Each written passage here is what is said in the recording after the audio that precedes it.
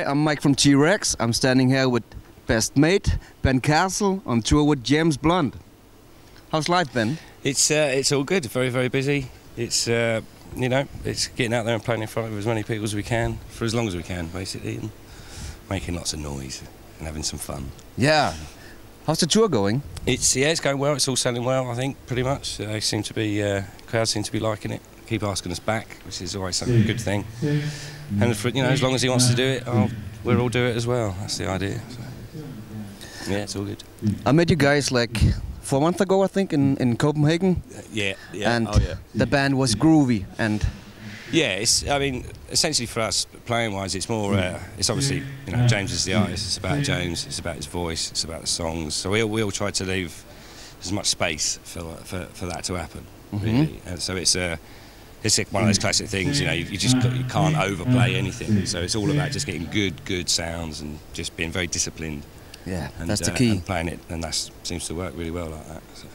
But I think compared to the record, there's a little more edge to it. Everybody's playing, you know, it's a little more drive into it. Yeah, absolutely, absolutely. You want to be able to give it that, you know, just to go out. You want to play it nice, like the record, and play the parts that are on the record. But you need to be able to give it a little bit more as well. Otherwise, people just think they're listening to the record, don't they? So, anyway, that's what we think. Hopefully, we're not overdoing it. But, you know. No way. Especially, I love your kind of bluesy style. That's adds some soul and some grind to it. Yeah, absolutely. And you know, I get, you know, have to play quite clean a lot of the time as well. And it's again, sonically, it's just got to, you know, it's just got to stay out of the way of that vocal. And we've got a great sound man as well. He does a great job for that. Sure, man. Puts everything in the right place. You got a pretty basic setup. What are you playing when it comes to amps? And would it be possible to take like a video tour of you? The Blues Breaker. A Marshall amp here? Yeah, the Marshall Blues Breaker, which I absolutely love it. It just does everything I want it to do, really. It doesn't have to be that loud for it to sound great. It sounds great when it is really loud. Oh yeah. But it just sort of just responds to the way, and certainly the kind of playing that I do. When I hit it softly, I want it to be slightly more clean, and when I whack the strings hard, I want it to growl a little bit, and that's what it does. So. Definitely. Yeah, you get a lot of different sounds out of it. What about the Telecasters? Man, I love those. Oh yeah, Bill Nash Telecasters, so that's what we use those. Good old, I bumped into Bill Nash in Seattle after buying one, and just told him how much we loved them, and he made us a few. Wow. But, it really looks like the real shit to me. Yeah. It's funny, like those things, they sort of, you know, depending on how much you want it, you know, how crap you want it to look, really, but it's, you know, some people like them to sort of sparkle. Actually, I've put quite a lot of the dents in that myself, so. Really? Yeah. That's cool. Yeah, it didn't look quite that bad when I bought when it arrived, but he'll be proud. He'll be proud. Yeah. And a Les Paul. Yeah, our good friends at Gibson sorted those out for us. It's just, that one's just a standard. But it's nice. It's not too heavy, and it's just. You know, it's got a really heavy sound, but I mean, weight-wise, it's not too heavy. It's a great combination with the Marshall amp, you know. Yeah. And I use the rhythm pickup a hell of a lot as well to get sort of that kind of, certainly with Mud Honey as well. Ah, yeah. With rhythm pickups, it's that kind of fat, distorted, but loads and loads of tone in it, which I find really good. Last time we met, I hooked you up with the Muller pedal. Oh yeah. How's it been since? It's been absolutely great. I don't really turn it off. Wow. I just, it's just on all the time, pretty much. And I don't turn it off. If I go and use the Mud Honey, I'll leave that on as well. Okay. It can get a little bit crazy when I put when the boost is in on the Mud Honey too. Yeah. But then again, it still sounds great. So what's your first gear when? So yeah, when I'm just sort of playing, just, you know, that's about as clean as it gets, basically like that. So it's just a little bit of gain in it, it's just so it doesn't break up tone-wise, but it's just nice and fat. Got you. And for soloing, if you want like something like over the top. Well, yeah, again, if it's these, you know, I'm just so happy with it. If I just want the kind of cleaner solo sound, then I just whack the boost in for that. If I wanted to get it particularly fat, then I whack that little EP in, which really messes up the sound slightly. But the clean version, I would just do that. And then when it's just there, basically the heavier it gets.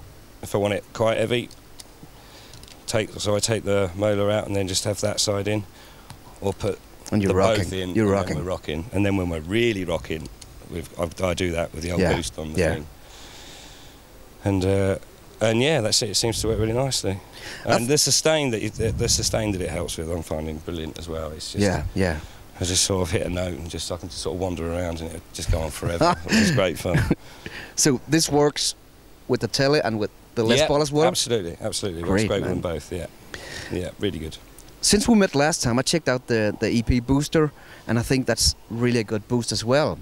But I think the Muller is more clean compared to the EP booster. Absolutely, and also with the EP booster, it's all or nothing. If you've just got it on a little bit, it does not really. You need to whack it right up for it to actually start doing anything. Yeah, true. And then that's not always a good idea when, and certainly in the music with Blunty, it's not always a good idea to be that loud really. Whereas with the Molar, you've just got much more control over it. You've got a nice fat tone from it. Yeah. It doesn't have to be, and the amp doesn't have to be that loud. You know. That's true. Obviously, the louder it is, the better. But you can get away with it, I think. So yeah. The Replica as well. Oh, it's gorgeous.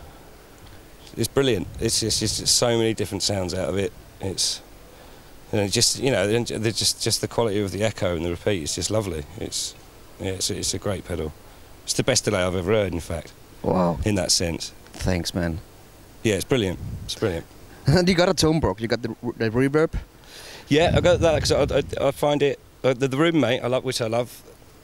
Yeah, the roommate's brilliant, but I just find the roommate more of a studio thing. I think it is, and there's loads of different sounds you can get out of that. That's working really good live because it's quite in a room like this. It sort of adds to it. It's quite a crude kind of reverby to this kind of room. Gotcha. Do you know what I mean? But it does the job perfectly. It's great. Well, the spring is the one I use a lot of. So true. The ToneBug Reverb is more like a little more nasty reverb. Yeah, exactly. It's I love the warmth that you get from the tube and stuff in the roommate, but it's true. I just find that does the job, in a live situation really well. So yeah, I love it. It's funny because some people even use the roommate for vocals in studio. It's kind of a high end pedal. Yeah. It is. No, I can imagine that working really well. And of course you got the Crybaby. Yeah. I've always loved. Or I generally open them up and open the pot up a little bit so you get that little bit more sort of top end with it. Gotcha. And I go through so many of those things though. So I'm not sure how many we've gone through on this tour. But, actually, I got a little present for you, but I'll hand it over later on. Okie dokie. And hopefully next time we meet, I'll see how's the baby going, the Crybaby or the Wah-Wah pedal. Yeah, well, I'll certainly try it out and let you know what I think. I'll be happy to do that. Great, man. Alrighty, thanks a lot to you. No worries.